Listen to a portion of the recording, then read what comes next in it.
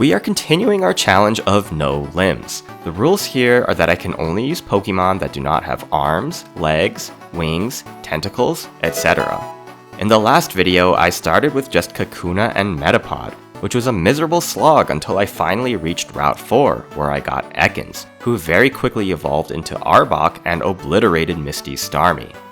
Now, I'm still keeping Kakuna and Metapod around, but they're really just here to potentially soak up hits or help stall poison. They will be replaced eventually. Anyway, we're now heading south to Vermilion City, which is a very important milestone in the journey because it holds the key to the next permanent member of the team. See, it gets harder to raise Pokemon the later you get them, so I really want to start adding members to the team as soon as possible.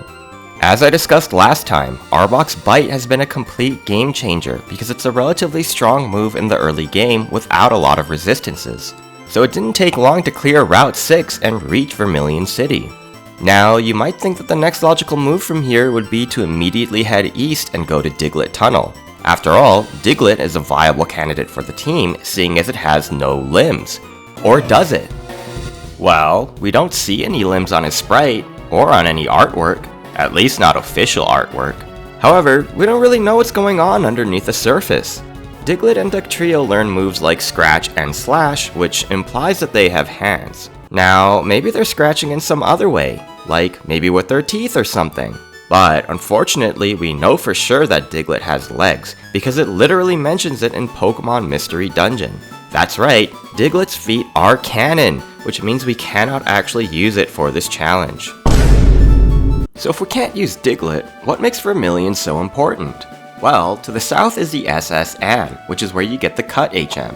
Now, technically you can get Cut earlier by trading with another game, but in these challenges you generally want to avoid outside help. So for all intents and purposes, the key to Cut lies on the SS Anne.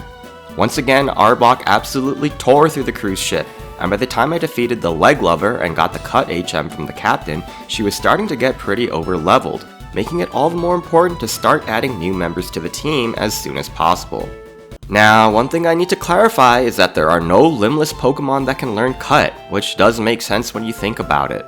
So, in a situation like this, we do have to cheat a little bit, which is why I'm using Chiding, the in-game Farfetch'd trade, as my Cut HM slave. To be clear, I'm not using it Farfetch'd in any battles, he's just there to help navigate through the world. Anyway, typically once you get Cut, you want to cut down this tree so you can go and fight Lieutenant Surge, but that's not what I did. Instead, I backtracked all the way to Cerulean City, then headed east to Route 10. Even though it's a little bit out of the way at this point in the game, Route 10 is where we can get the next permanent member of the team. That's right, you guessed it, it's Jigglypuff, as seen from above. Nah, I'm just kidding, it's Voltorb, who, unlike Diglett, quite certainly does not have limbs. Previously with Ekans, I spent a lot of time farming for the right one, with a decent nature and IVs. But for Voltorb, I didn't try that hard and actually ended up using the very first one that I caught. It has a hardy nature, which is a neutral nature, and I think makes sense here. Even though Voltorb and Electrode are primarily special attackers, I don't want to have an attack lowering nature because I still want to be able to use Self-Destruct, which is a physical move. I mean, I don't really want to use Self-Destruct because that makes your Pokemon faint, and therefore it won't gain experience from whatever it kills. Also, it'll be less happy. But in a challenge like this, you have to use every tool at your disposal, so Boomer's just gonna have to take one for the team. Now, after adding Voltorb, I wasn't quite done yet, because there was yet another new member of the team right around the corner. Even though I didn't have the Flash HM yet, I could still run back and forth through Dark Cave, where Onix has a 5% chance of showing up. Now, I ended up spending a much longer time trying to get a decent Onix than I did on Voltorb. You see, well, how should I say this? Onix sucks. It has an insanely high defense base stat, but this is marred by its pathetic HP stat. It's also got a terrible attack stat, so even if you're living for a long time, it's gonna take forever to kill anything. So if you're looking for rock Pokemon in Kanto, there are a lot of better options to choose from. However, all those guys have limbs, and we don't do that here. So it was really important to me to have an attack increasing nature on Onix to get as much offensive power out of it as possible, preferably an adamant nature since it was never going to use its special attack stat. But after spending way too long catching Onixes in soft resetting when it wasn't what I wanted, I eventually settled for one with an Impish nature. This nature increases defense and lowers special attack, which, again, it will never use, so it's just a net positive. It's not exactly the positive I wanted, but since the attack stat is already so low, having an attack boosting nature wasn't going to help it out much anyway. Also, this Onix was holding a Hard Stone, which is really lucky because wild Onixes only have a 5% chance of holding one. The Hard Stone increases the power of Rock-type moves by 10%, so it's kind of like giving Onix an Adamant nature for Rock-type moves specifically. And with that, we now had half a permanent team of limbless monsters, which meant that it was time to circle back to Vermilion and then head east to Route 11. See, I intentionally didn't clear Route 11 yet because Arbok was already pretty overleveled and didn't need the experience. This place served as the perfect training ground for Voltorb and Onix. It was particularly important for Voltorb so that we could get it up to level 21 as soon as possible, because that's when it learned Spark, its first stab move. If you don't know what that is, let me explain. If the type of the attack that the Pokemon is using is the same type as the Pokemon itself, its damage is multiplied by 1.5. This is called Same Type Attack Boost, or Stab. So it was important for Voltorb to get a stab move as soon as possible because its attacks before that all suck. Now, Ekans' only stab move for a while is going to be Poison Sting, which sucks and isn't really useful for its raw power, but rather for its ability to inflict the poison status condition. You see, even though Bite is tearing through the early game at the moment, it's not a stab move, so it's going to start losing steam very quickly, making it all the more important to get more type coverage ASAP. As for Onix, he already comes with a stab move in Rock Throw, which is pretty nice. However, if you plan to use Onix, you also definitely want to save the Dig TM for him. Not only is this a decent stab move in general, but it's also going to help you to fight Lieutenant Surge, which is exactly what I proceeded to do next.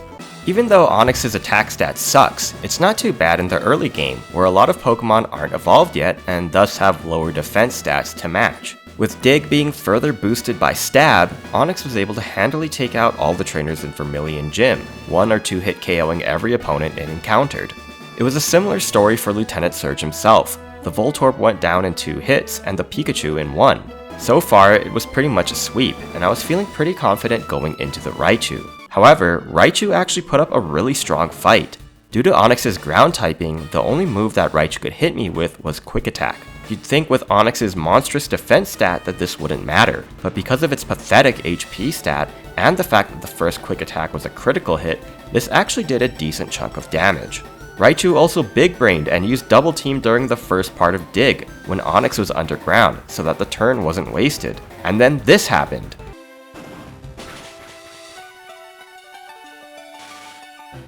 It's commonly thought that ground-type Pokemon can't be paralyzed, but this isn't so. Ground types are just immune to electric attacks, and paralysis usually comes from electric attacks, but not always. That's why Arbok's Glare is pretty useful. Since Glare is a normal type move, it's able to hit ground types and paralyze them. Likewise, upon hitting Raichu with Dig, Raichu's static ability was able to paralyze Onix, because static is an ability, not a move. So at this point, I just needed one more Dig to finish off Raichu, but landing that Dig was going to be a challenge. You see, while Dig and Fly can be useful for their ability to dodge attacks in the first part when the Pokemon is invulnerable, this can also be a weakness. A Pokemon has a 25% chance of losing its turn when it's paralyzed. Because Dig happens in 2 turns, that means it has to pass this roll twice instead of just once. Additionally, while Onix is underground, it gives Raichu more opportunities to double team, further increasing its evasiveness and making it less likely for Dig to hit, if it comes out at all. Raichu did the absolute most optimal thing it could do against Onix, and although Quick Attack wasn't doing much, with enough luck, Raichu could have feasibly chipped away at Onix and taken him out. And while Onix did fail to pull off the second Dig a couple of times, it managed to land a hit pretty early on. This was actually really lucky for me. At this point, Raichu had used Double Team 3 times. After doing a little bit of math, I found that the odds of Dig being successful at this point was about 28%. So Onix really clutched it out, and the Thunder Badge was mine without much hassle. And so now I had 3 badges under my belt, 3 permanent team members, and 0 limbs. So far, the challenge was going very successfully, and after a quick detour to Route 2 to get the Flash HM, I was ready to move onward to Rock Tunnel and into the mid-game. However, Rock Tunnel would be the longest and most difficult cave we encountered so far, with a total of 15 trainers to fight. Would we really be able to defeat all of them without any limbs whatsoever? Find out in the next one.